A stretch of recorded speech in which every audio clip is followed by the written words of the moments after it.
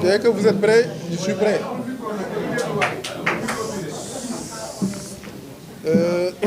Donc, dès que vous êtes prêts, je suis prêt. C'est bon.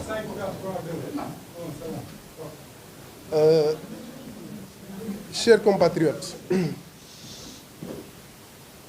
à l'entame de mes propos, permettez-moi de témoigner toute ma solidarité aux malades qui vivent avec le cancer en ce mois qui leur est dédié à travers le monde. Ma compassion va également à l'endroit des populations de Bakel, de Matam, Podor et de toute la Falémie qui sont impactées aujourd'hui depuis quelques semaines par la montée des eaux et qui est à l'origine de mouvements de population. Nous sommes ensemble avec eux parce que le Sénégal est un même pays. Ensemble, nous allons prier pour que ces populations puissent regagner leur domicile le plus rapidement possible. Nous allons également prier pour que ces malades du cancer puissent guérir le plus rapidement possible. Comme Ablaye a eu à le noter, il y a eu quelques incidents. Je vais dire même un incident concernant une fausse information qui est malheureusement erronée parce que vous voyez très bien que je suis là au nom d'une coalition qui n'est alliée avec aucune autre coalition. Et je tiens à le préciser. Aucune autre coalition ou parti investi sur la liste de ceux qui vont aller aux législatives n'est allié de près ou de loin à notre coalition. Certains le disent comme on le sait, pour pouvoir créer l'émotion, la sensation, je vais dire, mais nous sommes une coalition de partis et de mouvements investis au nom de la coalition Action, dont j'ai l'honneur de diriger la liste nationale. Et c'est pour moi également l'occasion de remercier tous ces chefs de parti, en tout cas ces présidents de partis et de mouvements, qui ont accepté de cheminer avec moi à travers le pays, mais également dans la diaspora. Ils sont de toutes les régions du Sénégal, ils sont de tous les départements. Il y a des maires, il y a d'anciens députés, il y a en tout cas des responsables politiques, communaux, d'une manière générale. L'objectif que nous avons de la coalition Action, c'est de cheminer seul jusqu'au jour du 17 novembre 2024 et faire en sorte d'avoir une forte représentation au niveau de l'hémicycle, au niveau de l'Assemblée nationale. Certains ont compris, en tout cas ont constaté depuis l'élection présidentielle, je n'ai pas fait de déclaration. Pour plusieurs raisons. La première, elle est aussi simple qu'on peut l'imaginer. Moi, j'accepte la volonté divine. J'ai été candidat à l'élection présidentielle. J'ai tout fait pour être président. Dieu en a décidé autrement. A mis ici un président qui s'appelle Bassirou Diomaye Faye avec la coalition Diomaye Sonko. On l'a accepté. Et je n'ai pas jugé utile de donner un avis sur un pouvoir qui vient d'entamer son mandat. Parce que très souvent, il est très difficile de pouvoir réaliser des résultats en moins d'1 an, encore moins en moins de 6 mois. Même une maison n'est pas construite en 6 mois. Et je ne voudrais pas que demain, que je sois un président du Sénégal, le président du Sénégal, et que je dise aux populations, en tout cas aux hommes politiques, donnez-moi 1 an ou 2 ans pour réaliser mon projet. Je préfère observer, donner autant le temps et de voir comment faire pour être une opposition constructive pour faire avancer les choses. Entre-temps, également, la plupart d'entre vous qui me connaissent savent que je suis un homme très pris. J'ai un emploi de temps extrêmement chargé parce qu'au-delà du Sénégal, je conseille beaucoup d'institutions au niveau mondial, que ce soit aux États-Unis, en Europe, en Asie, partout ailleurs. Beaucoup d'entre vous connaissent les institutions avec lesquelles je travaille, en tant que conseiller, en tant que consultant ou en tant que membre de l'institution, en tant que représentant indépendant, expert indépendant. Depuis le mois d'octobre 2023, j'avais demandé à ces institutions de me permettre de pouvoir dérouler ma campagne électorale présidentielle et de me donner au moins 6 mois avant de revenir au cas où je ne serai pas président, comme c'est le cas actuellement, pour pouvoir les aider. Parce que la condition pour moi, c'est de pouvoir aider son pays avant d'aider les autres. Et il n'y a rien de plus normal que ça. Ils ont accepté ça. Et donc, j'avais eu un retard de travail qui consistait en réalité à accompagner ces pays dans des domaines qui me sont chers et que je connais très bien, notamment la santé, l'éducation, l'enseignement supérieur et la recherche. Parce que quand vous aidez, que vous accompagnez au moins une vingtaine de pays en Afrique et d'autres à travers le monde, pour mettre en place des stratégies de santé innovantes, pour mettre en place des stratégies de recherche extrêmement importantes pour la prise de décision au niveau national, où il m'arrivait très souvent d'interagir directement avec les chefs d'État, à la limite des ministres ou de hauts responsables au plan mondial qui ne sont pas des responsables de pays, mais qui sont de hauts responsables d'institutions et qui m'écoutent et qui suivent mes directions, mes directives. Vous comprenez qu'il fallait rattraper ce travail. Et pendant 6 mois, j'ai voyagé. J'ai rattrapé le temps perdu. Entre-temps, malheureusement ou heureusement, l'Mpox est arrivé. Vous connaissez bien l'Mpox, qui est apparu il y a de cela quelques mois, et qui a fait également que mon travail était devenu beaucoup plus, en tout cas actif, au sein de ces institutions pour aider ces pays à gérer cette pandémie et d'autres pandémies qui ont existé et qui existent toujours, pour aider ces pays à avoir un système de santé performant, constant, pour alléger la souffrance des populations. Sur le plan de la recherche également, vous le savez très bien, je gère un centre qu'on appelle le SIGAS, qui est le Centre international de recherche et de formation en génomique appliquée et de surveillance sanitaire à l'Université de Dakar. Il aide et sert de référence à beaucoup de pays africains, parce que c'est un centre qui excelle dans l'innovation technologique, scientifique, médicale, mais qui n'a pas de limite sur le plan de la génomique. Donc tout ceci est expliqué, en tout cas, mon retrait pendant un temps, parce que pour moi, il y a un temps pour faire la politique, il y a un temps pour faire le travail. J'ai un métier et j'ai un métier que j'aime bien et que j'apprécie énormément, parce que ce métier est là pour les populations. Cela ne m'a pas empêché de continuer d'avoir un destin, en tout cas un souhait pour ce pays. Et c'est cela qui m'a poussé à mettre en place un programme, j'allais dire une stratégie, pour qu'ensemble avec ceux que je partage la liste des députés de la coalition Action, puissent travailler durement pour avoir une représentativité très forte au niveau de l'Assemblée nationale. Et je suis très optimiste sur ce point-là. Parce que tous les Sénégalais savent, en tout cas les Sénégalais qui me connaissent très bien et qui m'ont suivi depuis des années, savent que si c'était juste pour être un député, j'aurais emprunté le chemin le plus simple. Aller dans certaines coalitions, avoir des positions privilégiées et être député du peuple. J'ai préféré cheminer avec les hommes qui avaient porté ma candidature à l'élection présidentielle, avec qui je partage des valeurs intrinsèques, extrinsèques, en matière d'humilité, de modestie, de patriotisme, d'engagement et de désintéressement. Mais ces mêmes personnes,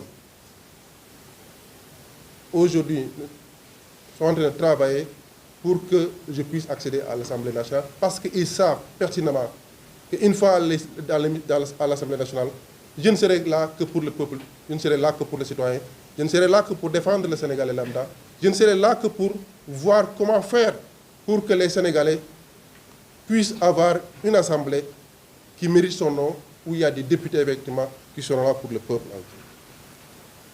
Donc, je disais que plusieurs raisons justifient donc ma candidature, en tout cas à la soumission de cette liste que nous avons, qui s'appelle Action.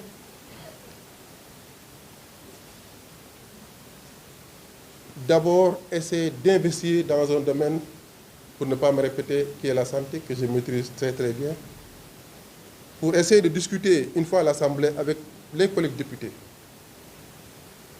mettre en place des stratégies et proposer des lois tenant compte de notre expertise au niveau national et international, de nos relations que nous avons à travers le monde, avec les puissances de ce monde, mais également les hommes forts de ce monde, pour qu'ensemble, nous puissions proposer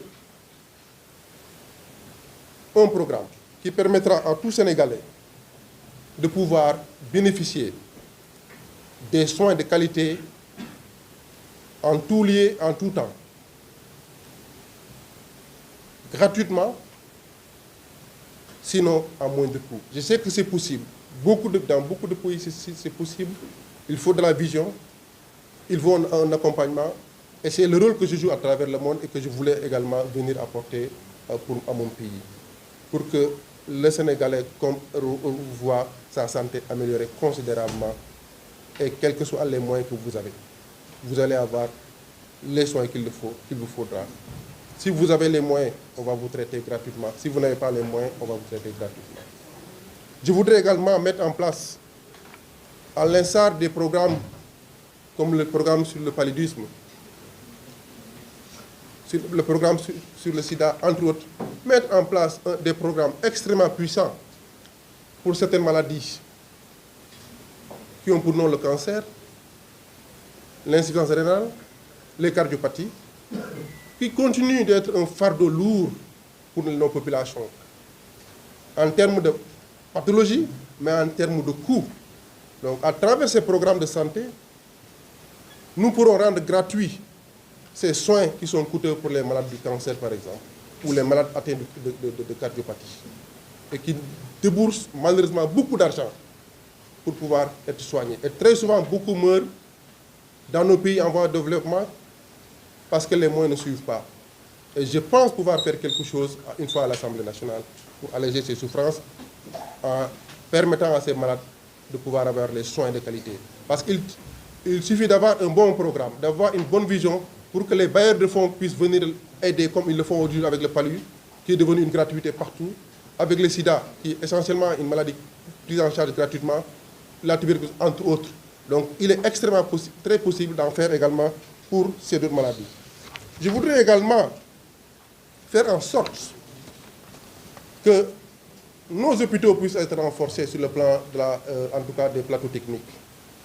Jusqu'à présent, certains de nos patients sont envoyés en Europe, aux États-Unis et ailleurs pour chercher des soins, pour des défauts de plateaux techniques, alors que nous avons les meilleurs médecins en Afrique. Les Sénégalais sont parmi les meilleurs. Nous sommes fiers de l'être dans tous les domaines, en tout cas sur le domaine de la médecine. On n'a rien à envier aux autres. Toutes ces institutions internationales que vous avez regorgent de Sénégalais en matière d'experts. Donc c'est ça que nous voulons donc mettre en place, des plateaux qui nous permettront d'avoir une prise en charge localement. Ça, c'est une priorité pour nous également. Je voulais également faire en sorte que, comme on le dit, le budget alloué à la santé sera de 15% minimum, comme requis par l'Organisation mondiale de la santé. J'y ai travaillé depuis au moins une quinzaine d'années et nous connaissons les bases qui nous permettent de pouvoir les réaliser. Et je pense que le chemin peut être très court parce qu'il ne s'agira pas de faire débourser tous les moyens par le Sénégal. Nous connaissons les tuyaux, nous connaissons les moyens pour faire en sorte que le Sénégal puisse recevoir l'argent qu'il lui faut pour pouvoir répondre aux préoccupations sanitaires. Dans le domaine de l'éducation, j'allais dire d'abord dans le domaine de l'enseignement supérieur, nous nous battrons également à l'Assemblée pour que les fonds alloués à l'enseignement supérieur soient augmentés. Vous voyez ces derniers jours qu'il y a eu même quelques humeurs, en tout cas de grève, au niveau de l'enseignement supérieur, et même que ce soit au niveau des enseignants et également au niveau des étudiants. Et on pense que la plupart, c'est lié au problème de moyens. C'est vrai, mais également il y a d'autres éléments qui posent problème, notamment la vision stratégique de façon claire. Nous pensons en tant qu'un expert, un enseignant, un professeur titulaire des universités de classe exceptionnelle, qui a fini de plafonner ses diplômes, en tout cas et ses fonctions, de partager notre expérience à l'intérieur de l'hémicycle de l'Assemblée nationale pour donner la bonne vision avec nos collègues députés pour faire voter les lois qui nous permettent d'avoir des universités qui seront au premier rang au plan mondial. Jusqu'à présent, si vous voyez un peu les rankings, nos universités sénégalaises sont un peu en arrière. Le plus souvent, ce n'est pas lié à un problème d'experts enseignants, d'enseignants de bonne qualité ou d'étudiants, mais c'est un problème logistique, c'est un problème de moyens qui se pose le plus souvent. Donc ensemble, nous allons travailler pour ça. Et qui dit enseignement, dit recherche. Je suis un chercheur qui peut-être trouve mieux que les autres, c'est parce que je suis accompagné. Il y a d'excellents chercheurs au Sénégal qui ont du mal à trouver, pas par défaut de vision ou d'objectivité ou de protocole de recherche, parce que très souvent également, nos pays en voie de développement ont d'autres priorités effectivement que de la recherche, et ça peut se comprendre. Mais mon objectif sera d'être comme les pays les pays développés, de mettre la barre haute. Parce que si aujourd'hui nous parvenons à collaborer avec les institutions de ce monde en matière scientifique, d'être au même niveau sur le plan de la science, c'est parce que nous connaissons les tuyaux pour aller faire les levées de fonds et convaincre les bailleurs de fonds pour investir dans notre domaine. On va en faire autant pour les autres secteurs, pour que nous puissions être les garants, nous puissions garantir ces bailleurs de fonds, leur arrivée, en tout cas leur investissement au Sénégal, parce qu'ils seront persuadés que non seulement les lois seront votées pour les protéger, mais faire en sorte que ce qu'ils voudront faire, il y aura une vision derrière, mais également des résultats attendus par le peuple, pour le peuple, mais également pour ces institutions qui financent. Et il est extrêmement important donc que j'insiste sur le volet scientifique, parce qu'aujourd'hui, le Sénégal est un pays où il y a le gaz, où il y a le pétrole, il y a l'or, mais également où il y a d'autres secteurs qui aujourd'hui travaillent pour l'indépendance, en tout cas la souveraineté du Sénégal. Et pour cela, il est impératif d'avoir de la recherche opérationnelle qui nous permette d'éclairer les décisions. Parce que sans recherche, sans résultats scientifiques, les décisions ne sont pas éclairées. Et il faudra aller chercher les résultats d'autres pays pour essayer de les mettre en place. L'histoire des pathologies sont là pendant la Covid-19. Les gens faisaient des vaccins et on nous les faisait venir. Et ce n'est pas parce qu'au Sénégal, en tout cas, nous n'avons pas de chercheurs pour ça, mais les moyens ne suivent pas très souvent. Et il est important donc pour nous de permettre à ces chercheurs d'avoir les infrastructures qu'il leur faut, de permettre à ces chercheurs d'avoir les moyens qu'il leur faut pour faire de la recherche opérationnelle, au-delà de la recherche fondamentale, pour mettre en place des stratégies qui aboutiront à des résultats, qui permettront d'éclairer toutes les décisions que le Sénégal va prendre dans ces secteurs que vient de citer, entre autres secteurs. Depuis 2016, donc de 2016 à maintenant avec mon mouvement Action, tous, en tout cas beaucoup parmi ceux qui me suivent, savent que nous avons accompagné les pays, en tout cas les populations qui sont dans les zones vulnérables, les familles vulnérables, en fourniture scolaire, gratuitement, depuis 8 ans à l'échelle nationale.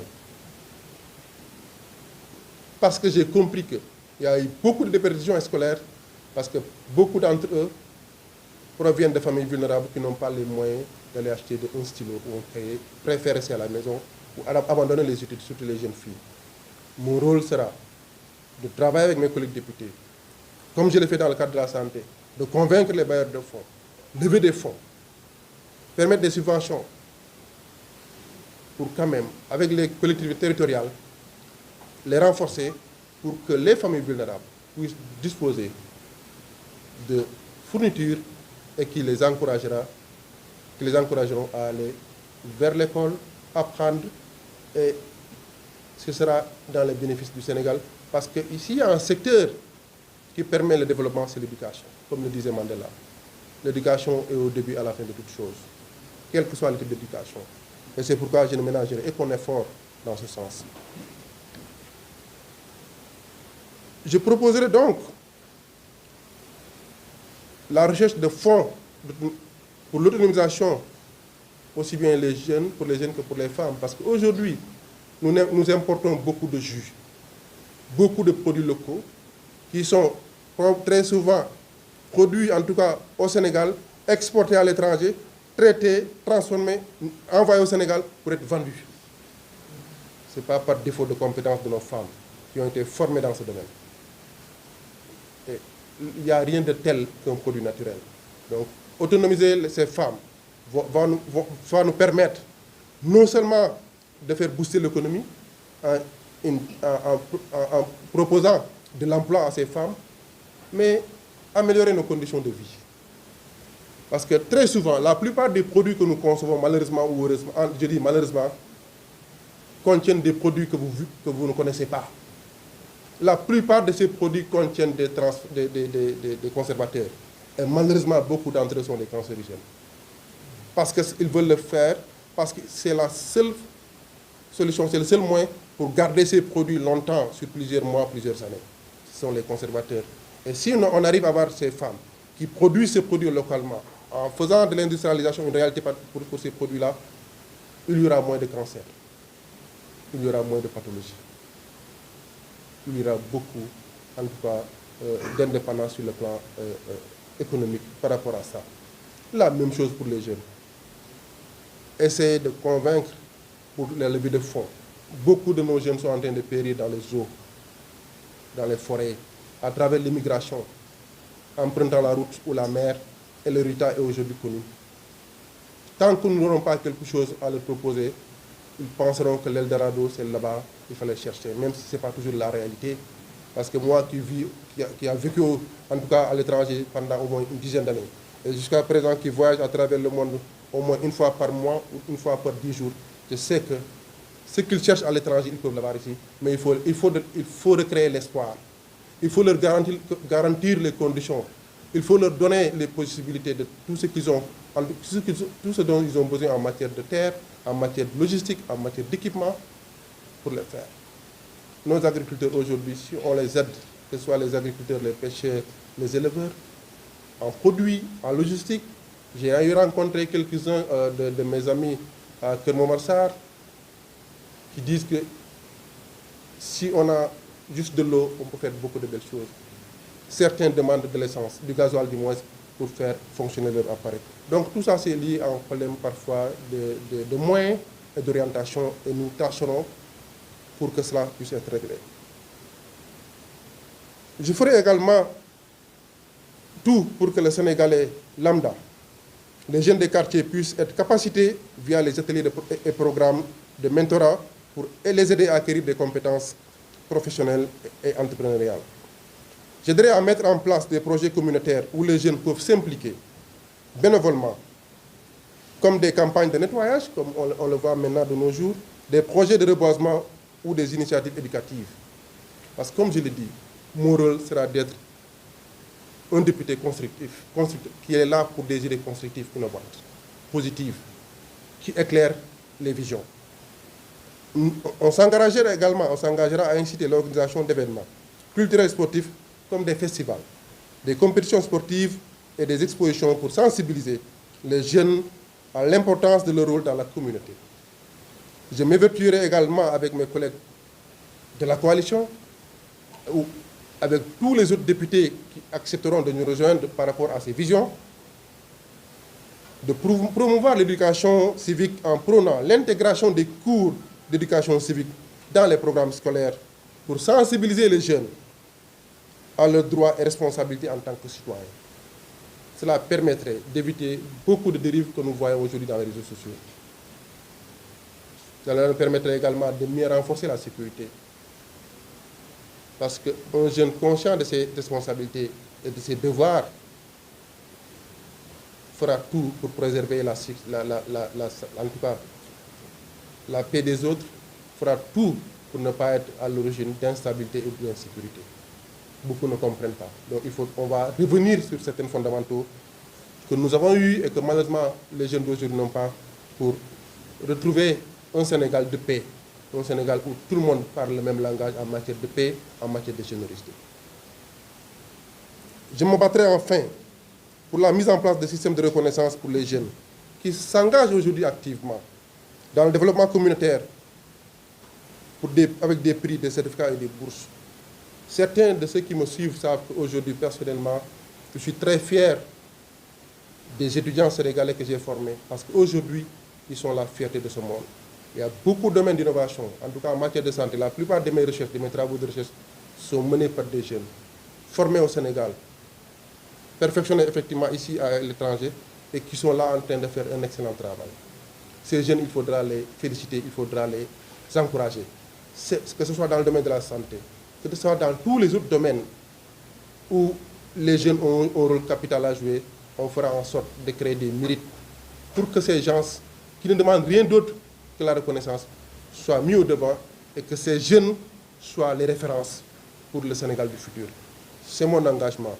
Et je suis persuadé que ce que je viens d'énumérer n'est en réalité que quelques-uns des axes prioritaires qui m'incitent, en compagnie de la liste de la coalition Action, dont je suis la tête de liste, à vouloir aller à l'hémicycle où je compte retrouver, pour cette prochaine législature, de valeureux et cultivés députés, intègres et soucieux du devenir de notre pays. Mais des députés qui pourront soutenir un débat parlementaire constructif. J'insiste sur cette phrase-là. Un débat parlementaire constructif qui encouragerait d'autres comme moi à continuer d'espérer que l'Assemblée peut régler le problème du Sénégal, parce que c'est un pouvoir extrêmement important et assez haut pour l'intérêt et le développement exclusif du Sénégal. Voilà en quelques mots, en quelque sorte, ce qui m'a poussé à vouloir me présenter, ce qui m'a poussé à continuer, parce que le Sénégal est plus important que tout pour moi. Si c'était uniquement pour des privilèges, je n'aurais pas à demander à souhaiter être un candidat, encore moins un député du peuple. Mais je sais que je peux apporter beaucoup de choses à mon pays. Je l'ai fait dans les domaines que je viens de citer. Dieu a fait qu'au jour d'aujourd'hui, le monde m'écoute et me suit dans les directives. Il y a peu de directives aujourd'hui qui sont mises en place dans le monde, au niveau sanitaire, pour lesquelles il n'y a pas mon nom ou il n'y a pas ma signature. Et c'est ce que je vais faire prévaloir au pays. En matière de sciences, la même chose. Et je sais comment le monde fonctionne aujourd'hui. J'ai beaucoup voyagé et j'ai rencontré beaucoup de chefs d'État et je comprends la physiologie, je comprends la philosophie et je comprends la mentalité de ceux qui gèrent les moyens au niveau du monde et également les institutions. Je voudrais un pays de paix, un pays où tout le monde, même si tout le monde n'est pas riche, mais qu'il y ait l'équité, tout le monde puisse manger à sa faim, tout le monde puisse en tout cas être soigné lorsqu'il sera malade, lorsqu'il est malade, que chacun puisse avoir le minimum pour faire de sa vie une belle vie. Parce que, contrairement à ce que beaucoup pensent, l'argent ne fait pas la richesse, ne fait pas la fierté, n'est pas le nœud de la prospérité. L'humilité, la modestie que je connais de mes amis et du Sénégal, c'est ça pour moi qu'il faut préserver et c'est sur ça que je vais travailler. Et c'est pourquoi je vous dis merci d'avoir été là, ici, pour m'écouter, partager avec vous quelques-unes de mes visions.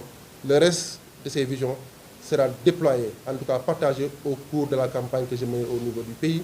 Encore une fois, je terminerai pour dire que je ne suis avec aucune coalition. Parce que maintenant, il y a tellement de fausses nouvelles qui passent. Il n'y a qu'une coalition qui existe pour moi, c'est la coalition Action. Ce n'était pas facile, ce n'était pas évident.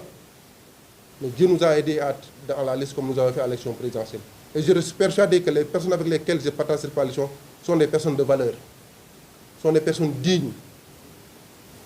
Et que ceux qui doivent aller à l'Assemblée nationale sont connus par Allah subhanahu wa ta'ala pour le moment. On n'a pas besoin de se battre, on n'a pas besoin de faire couler du sang, on n'a pas besoin d'invectives pour aller à l'Assemblée nationale. Qu'on se batte, qu'on reste en paix, qu'on travaille. Ceux qui doivent aller à l'Assemblée nationale sont déjà connus par le Seigneur. Nañu gëm Yàlla nañu delloo suñu bopp ci Yàlla xam ne Yàlla rek moo fi nekk fii looy wut na la jig parce que Yàlla noppi na ba pare et c'est là où j'appelle tout le monde tant que gëmuñu ne yàlla mooy dogal nga yaakaar ne boo dugal assemblée nit moo la ko xañ dangay nax sa bopp. man dama gëm moo tax aussi bi ñu ma ne coalition ma leen sama bopp laa àndal am ñoo fekk si ñu ànd ak man néew ma gëmuma ñeneen ñi mais sama bopp laa gëm li ma liggéey ba egg si fii ba doon ki ma doon waruma xaddi ba naan pour dugg assemblée dama am ku may àndal loolu waruma surtout que tey qu'on aille à l'assemblée que j'ai ma dum assemblée ou dem ñàkk dem assemblée yéen xam ngeen ne bu dee ay intérêt la bu dee payoor la bu dee privilège la awma lu bëri mais yàlla may na ma ko may ko ci sant bu baax moom subhaanahu wa taala moom rek la neex bu ko neexoon du ma jox dara neex na ko mu jox ma ko su ma ko gërëmulee sant ko gëm sama bopp ne loolu moo ma may te kenn fekkewul laa war a continuer dem assemblée damay nax sama bopp damay nax ñu ma nekkal moo tax je suis resté dans ma coalition et reney damul dara lu ma mën a bouger la ci loolu ku may fekk di ma ci fekk si parce que bëgguma ànd ak nit yóbbu ay xalaatam yóbbu ay idéem te du loolu laa gëm te àdduna gëm-gëm rek moo fi nekk moo tax may tàmbale ci loolu di wax na ñëpp ñi nga xamee ne tey yàlla def na nattu ci ñoom ba ñuy dund ak cancer yàlla na yàlla saafara leen ci seen mois lañ nekk yàlla